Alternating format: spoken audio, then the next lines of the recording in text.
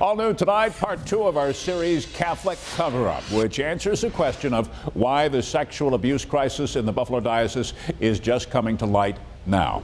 Back in 2002, Bishop Henry Mansell and his number 2 man, Monsignor Robert Cunningham, had a golden opportunity to bear all of Buffalo's secrets when it comes to child abuse. Instead, as our I-Team chief investigator Charlie Speck tells us tonight, they kept much of the problem hidden from the public.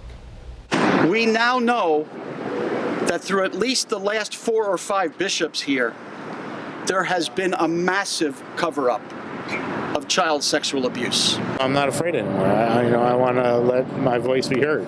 Today, I break my silence of 50 years. The courage of victims has blown the lid off a scandal that's implicated 65 Catholic priests in Buffalo, which leaves many to wonder how the bishops managed to keep the abuse secret for so long. What the priest did was one thing, it was wrong.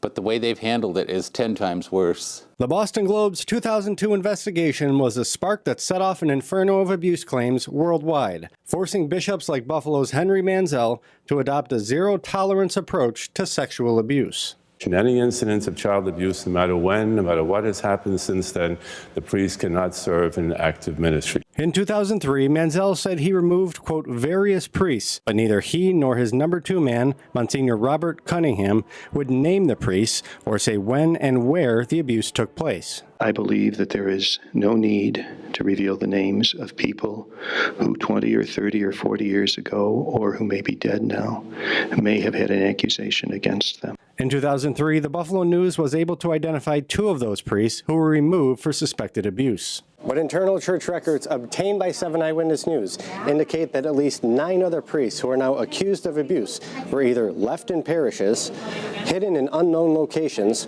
or in the most egregious cases, quietly forced to retire. Fathers Norbert Orselitz, Donald Becker, and Martin Pavlak, all who are now on the diocese's official abuse list, all, quote, retired in 2003, 2 of them on the same date. The diocese announced Becker's retirement as a medical leave, but Bishop Richard Malone has since said that Becker was really removed for suspected abuse. Diocesan directories also showed that 3 other priests, Mark Friel, Brian Hattrick, and Richard Kepler, who are now on the list of accused, were still working in parishes as of 2003. 3 more accused abusers on the diocese list had no parish assignment and were classified under care of 795 Main Street, which according to a source is a common code word for hiding troubled priests. These bishops could go out and run a training camp for the mafia on how to be slick and get away with stuff. Abuse victim Daniel Bauer says he learned this firsthand while trying to get a meeting with Bishop Mansell. When I called and told him I insisted I talk to him, he said, "We don't talk to victims." I said, "Well, you're going to talk to this one." I said, "You can talk in your office or you can talk in a courtroom." I said, "You pick on how you want to do it." Told to come to the chancery the next morning, Bauer says he was greeted by 5 armed guards in the lobby and 3 more waiting upstairs. And the one looks at me and says, "What are you here for?" I said, "I'm here to talk to him." And I pointed right at him. I said, "He made an appointment with me." He goes, "Oh, he doesn't take appointments." So I said, when he's ready to talk, I said, I've got all day to wait here.